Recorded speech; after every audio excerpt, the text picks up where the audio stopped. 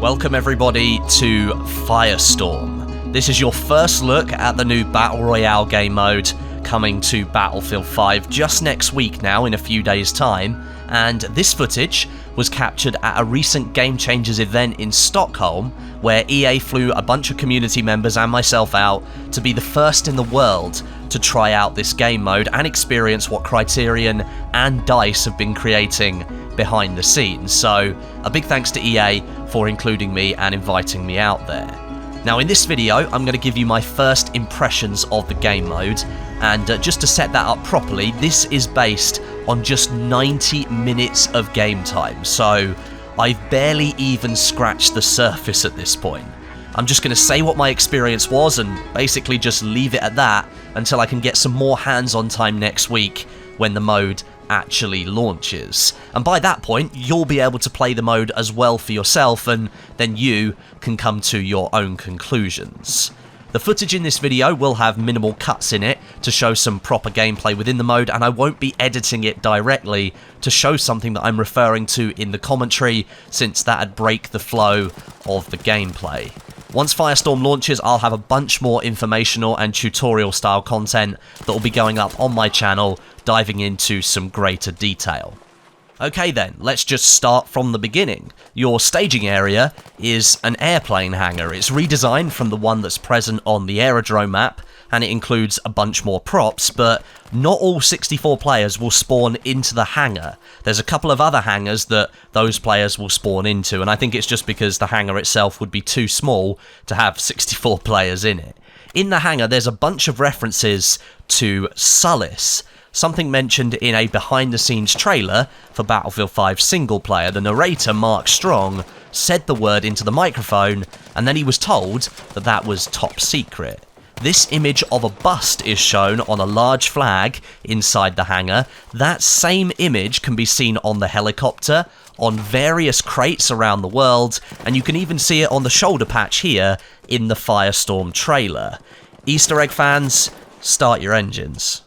Paradropping into the map is dealt with in a familiar fashion, but instead of all players dropping from just one single plane, there are multiple planes that fly in a formation across the map. The Ring of Fire, the Firestorm, is present on the map at the start of a round. That restricts the play area right from the get-go. Now, I spoke to John Stanley from Criterion about this, and he stated that choice was made firstly to ensure a variety in gameplay each match that you played, and it kind of stops players from dropping in exactly the same place every single time. You are going to have to think of a few different places for you to land.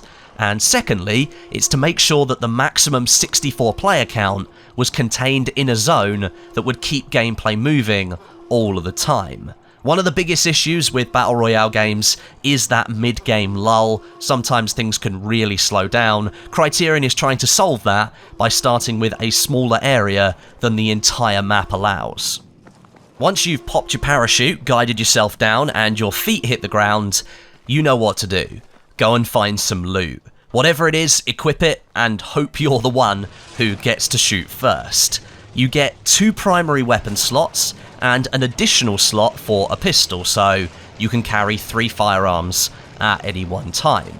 The inventory to the bottom right hand corner of the screen will expand as you collect more items. It also allows you to switch gadgets and items in and out of active positions that are assigned different buttons on your controller or keyboard, and its capacity can be expanded in size by finding larger backpacks around the world. 6 different types of ammo are shown in the inventory on the screen at all times. Loot comes in green, blue, pink, and gold rarities, and is denoted as such in the inventory. Now, I really like the fact that Criterion has gone for an inventory system that doesn't cover up the entirety of your screen when you're using it. It expands and it contracts in the right corner as you interact with it, and it leaves your screen clear for you to keep a lookout for enemies. It's a nice fresh take on managing your gear in a Battle Royale game.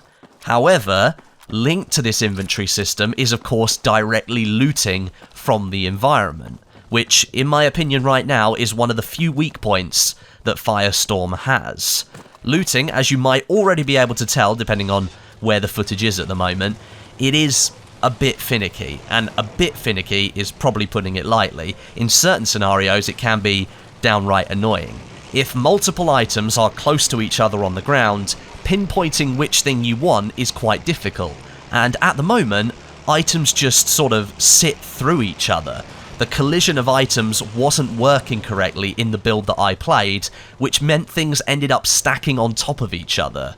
You might want that rifle ammo, but sitting over the top of that is a healing syringe and a grenade, so you've got to move around the items to find the spot where you can pick up the ammo rather than picking up the other items, and that's quite frustrating.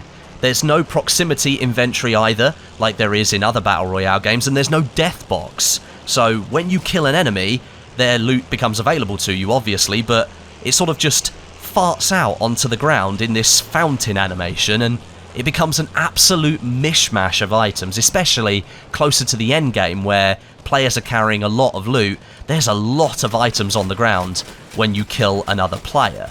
This clip in the top corner shows you that issue. I was in the final stages in that round, and I killed this guy, and all of his loot dropped out, and there was so much on the ground that I needed to interact with in order to collect. I was running out of ammo, I had to go and collect some, but I didn't have enough time to move around it all and collect the other stuff that I needed, so I had to leave 95% of it to be consumed by the massive firestorm that was right behind me. So that's an integral part of Battle Royale. You have to make those kind of decisions. Should I go for the loot? Should I not? But in this scenario, the looting system just stopped me from actually looting. I couldn't have done it, or I would have been in the firestorm, and I would have been there for a considerable amount of time trying to pick everything up.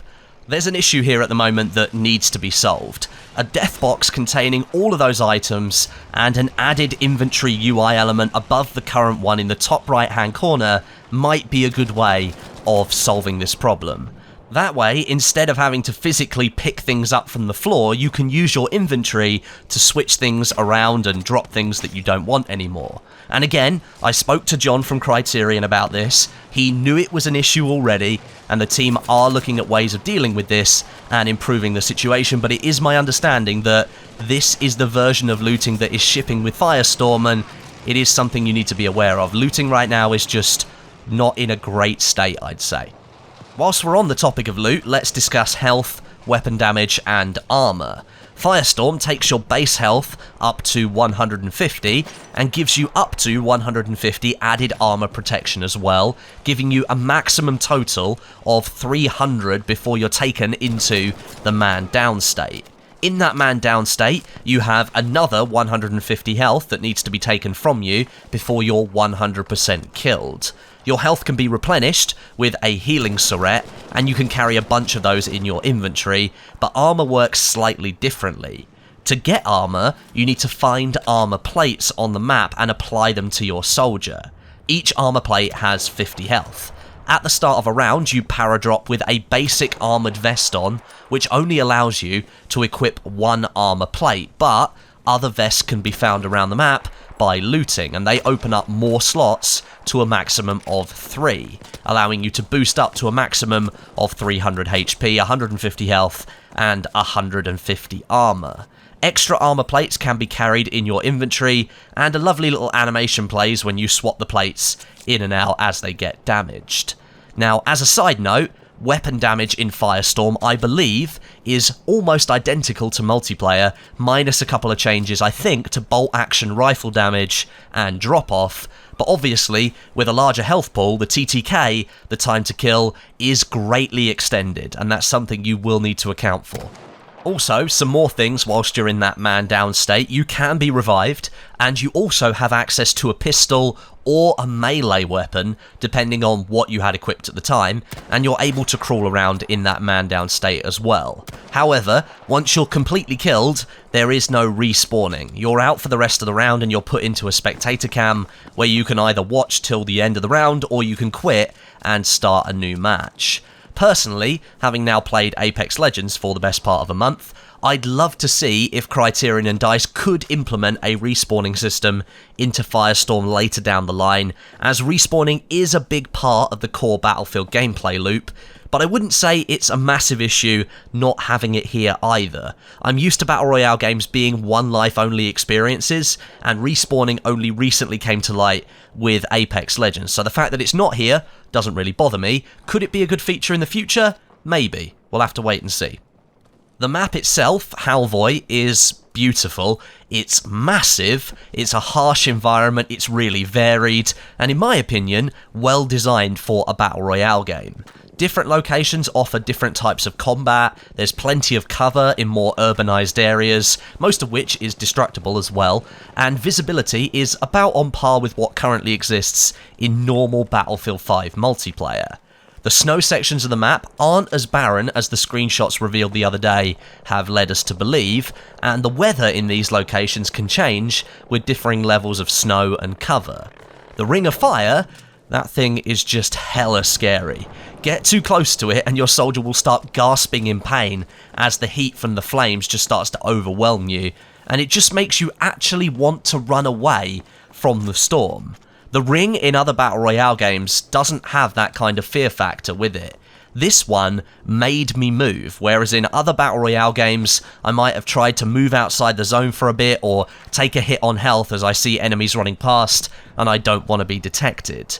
Also, visibility out of the ring and back inside is massively obscured, so it's not even like you can gain much of an advantage by moving in and out of it either.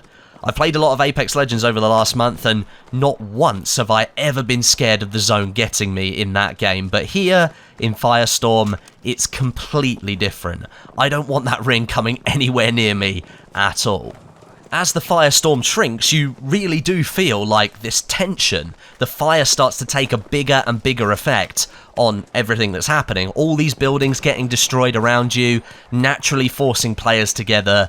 It made for some really frantic finishes, that's for sure. Now, when it comes to weapons and their rarity, Criterion has, for the launch of Firestorm, gone down the route of preset weapon configurations. That might be an issue for some people. I know that some people like the customization in Battlefield games, and in here, in Firestorm, that customization isn't really available. Green tier weapons are basically stock without any specializations on them and are purely restricted to iron sights. Blue tier bumps that up a little bit. It adds some specializations, although I don't know how you found out what those specializations actually were, and maybe you get a short range scope. And the pink tier weapons, those step things right up and they add the higher powered scopes for greater visibility and target acquisition. Gold weapons, I couldn't find any gold weapons when I played, although I did find a golden flare gun which called in a V1 rocket, so I assume that that's one of the rarest items in the game, and I was one of the few people that actually managed to find one of those. At the moment, I don't have a list or a chart that shows which weapons sit in what tiers and what their specializations are, but I'm sure before long someone will have done that a couple of days after Firestorm launches. They'll put it into a wiki page or something, but this setup means you're not going to be finding different scopes and adding them to your weapons around the world. You're not going to be replacing scopes, you're not going to be finding grips or extended magazines or anything like that. You're going to be finding preset weapon loadouts to begin with. And that phrase, to begin with, was mentioned a couple of times when I was talking to developers on Firestorm. I didn't ask them to go into any detail about what they meant there, but that means there might be potential in the future that that system changes and maybe we see attachments, but honestly, that's totally unconfirmed. It's just the phrasing that they used made me think that way, so maybe it's open for discussion in the future. The objectives and vehicle breakouts are cool features of the mode, although I feel the objective points themselves, they could have been fleshed out a little bit more. They're quite basic.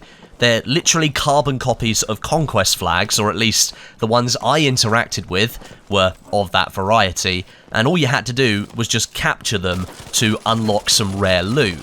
There's nothing physical that you need to do, you just sort of wait there and capture the objective. If no other squads came along, then we just got some cool loot, which is awesome, but it didn't really feel like, it didn't really feel that great when I was doing it. The vehicle breakouts those were much better. You have to break them out from bunkers, and they activate this loud, wailing siren that lets people know what you're doing and requires you to open 2 different doors to let the vehicle out. If you only open one, the vehicle won't fit through it. You have to open both of them. So there's some physical work that needs to be done there. That makes things a little bit riskier, but the reward is usually a heavy vehicle that can do some serious damage. I've also been told that the vehicle spawns in these bunkers, they are random, so players can't just learn the locations and go and grab a Sturmtiger right off the bat. Now, there's a lot more going on besides what I've mentioned in the Firestorm game mode, but that's what I experienced in my first 90 minutes or so of gameplay, and I'm now going to summarise my first impression of Firestorm. In the 90 minutes I played, I quite enjoyed it. Criterion has created a great environment. They filled it with some really interesting locations. The weaponry, vehicles and gadgets all work as we know they do. The objectives and vehicle breakouts, they add a nice little bit of flavour to the standard Battle Royale swing. And overall, the pacing is really good as well. The ring keeps you on your toes, and additions like the amphibious car and the helicopter, they bring back that sandbox feeling that I think has been missing from Battlefield since the days of Battlefield 4. It's definitely missing from multiplayer in Battlefield 5. The chaos, the action, the explosions, and just in general, the fun. Firestorm is good fun. It's a classic take on the Battle Royale genre. I think fans of PUBG will probably feel right at home here with Firestorm, so if you're bored of PUBG and you want to give Battlefield a go, Firestorm might be a good home for you. And some work does need to be done to improve the looting system and tweaks to the inventory system in order to facilitate better looting, but in general, Criterion has produced something that I enjoyed for the time that I got to play it. It was good fun. It remains to be seen if it will keep my interest longer into the future, but considering the fun that I had in the short amount of time that I was given, I'm hopeful that that will be the case. Firestorm is the sandbox that Battlefield 5 is missing. That's probably the best way that I can sum Firestorm up at the moment. But for now, that's all I'm going to say. I'm going to wait until Monday when I can play this game properly and give it more time so I can get a better understanding. I hope you enjoyed the video though. Leave your thoughts down below in the comments section and leave this video a rating if you liked it.